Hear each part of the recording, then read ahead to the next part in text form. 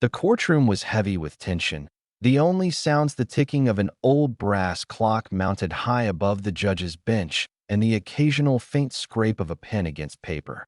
All eyes were on the man in the wheelchair, Daniel Reese, 35 years old, a decorated veteran of the United States Marine Corps, now standing trial for criminal trespass and unlawful use of a service animal to cause bodily harm.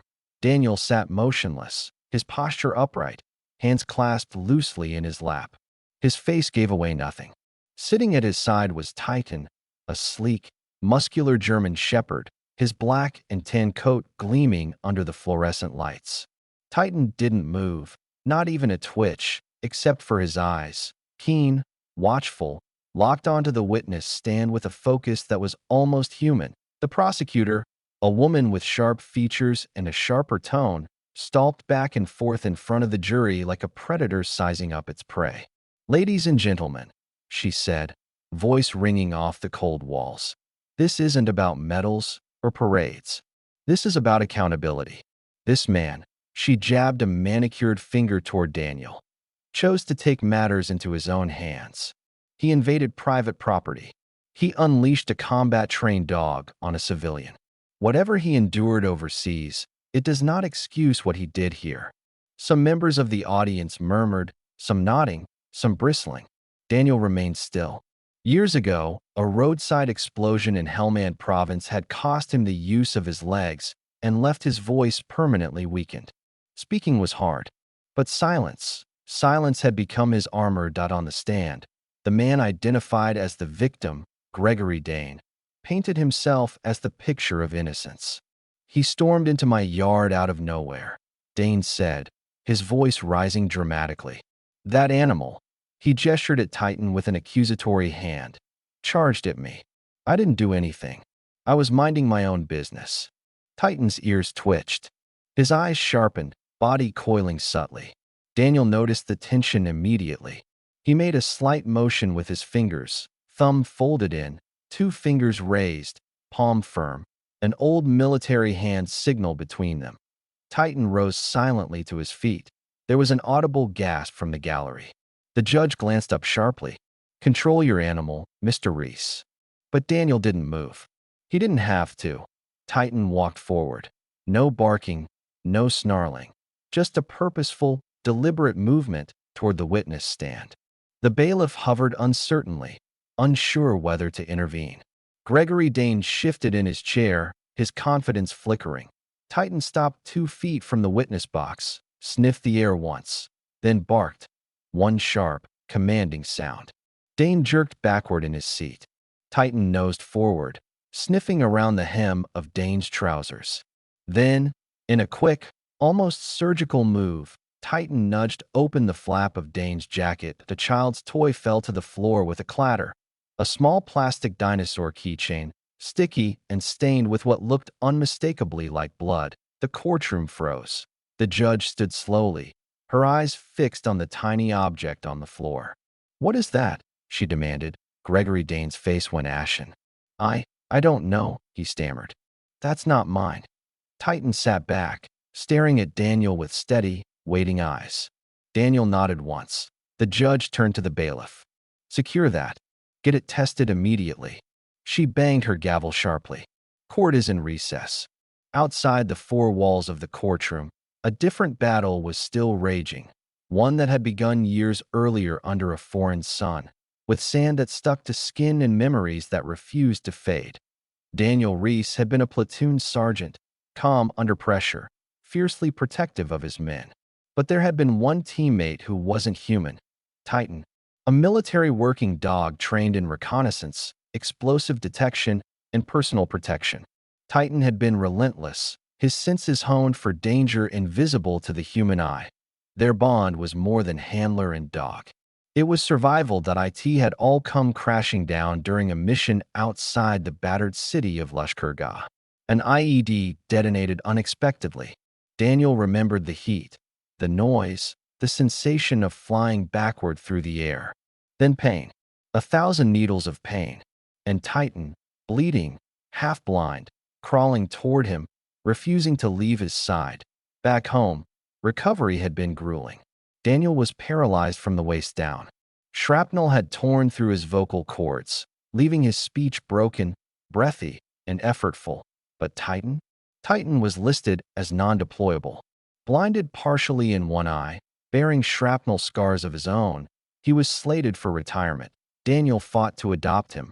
Paperwork, meetings, appeals, and eventually, he won. They were two wounded warriors who no longer fit neatly into the world they defended, finding solace in each other. Their days fell into quiet rhythm in a modest home outside Philadelphia. Therapy appointments, strengthening exercises, careful rebuilding of shattered muscles and fractured spirits. Daniel taught Titan a new language, a private code of hand signals and glances. Titan, ever eager, ever vigilant, learned to understand him better than any human could, and they healed. Together. It was supposed to be a fresh start. Then came the night Daniel heard a sound he hadn't heard in years, a child's cry, thin and broken, leaking through the walls from next door. At first, he thought it was a dream.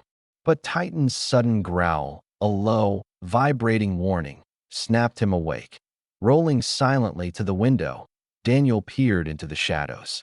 His security camera, positioned over the alleyway, captured the image in grainy black and white. A man dragging a small boy by the arm, roughly, angrily, into the house. Then came the unmistakable, sickening sight. A hand raised, a blow falling to Daniel's blood turned to ice. He grabbed his phone and called 911. But the dispatcher was cautious. Without clear evidence of immediate physical danger. Sir, our protocol requires us to follow up through Child Protective Services. He knew how slow the system moved that he hung up, helpless, rage knotting his stomach. Morning came with grim inevitability. A soft knock at the door. Daniel opened it to find the boy, barefoot, bruised, trembling, standing on the porch. Without hesitation, Daniel swept him inside, wrapped him in a blanket, gave him water, showed him Titan. The boy clung to the dog, sobbing silently into his fur. When Child Protective Services finally arrived, it should have been over. But then the boy's father, Gregory Dane, showed up, shouting and swinging. Titan didn't attack. He protected. He placed himself between Daniel and danger, clamped his jaws on the man's wrist just firmly enough to stop him without maiming. Still, it was enough for Dane to press charges. It was enough for public opinion to turn. News outlets seized the narrative of a dangerous veteran and his attacked dog. Online forums swirled with judgment. Daniel was painted as another tragic example of a soldier broken by war that he didn't speak out. He didn't fight the headlines, he waited. And so did Titan. Now, in court, the silent proof of Dane's guilt lay on the floor, a bloodstained child's toy, hidden under his coat. The trial shifted overnight. Prosecutors scrambled.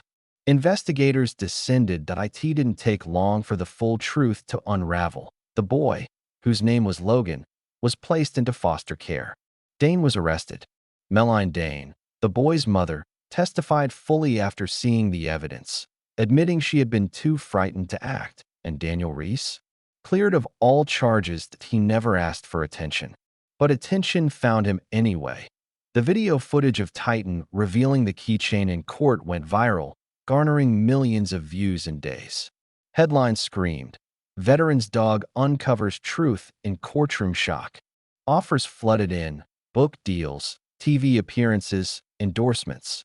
Daniel refused them all. Instead, he quietly launched a nonprofit called Silent Guardians. Its mission, to train service dogs for veterans struggling with injuries both seen and unseen. Those like him who needed not pity, but partnership. Titan became the nonprofit's symbol, a living testament to resilience, loyalty, and the silent language that can exist between two broken souls. Months later, Daniel found himself wheeling onto the stage at a local elementary school, Titan trotting at his side. The kids were bright-eyed, curious. They had heard about him, about Titan, about the little boy whose life was saved. Daniel didn't say much. He let the kids ask questions. "Does Titan know he's a hero?" one little girl asked shyly. Daniel smiled faintly, his voice rasping but sure. Titan doesn't know what hero means, he said, but he knows what love means. And sometimes that's the same thing. At his side, Titan gave a soft whine, as if affirming the truth of it in a world that often mistook silence for weakness. Daniel Reese and Titan proved otherwise. Their bond, quiet, steadfast, unbreakable, spoke volumes without needing to shout. Sometimes, the loudest cry for justice doesn't come in words. Sometimes it comes in a single bark, and sometimes that's enough to wake the world.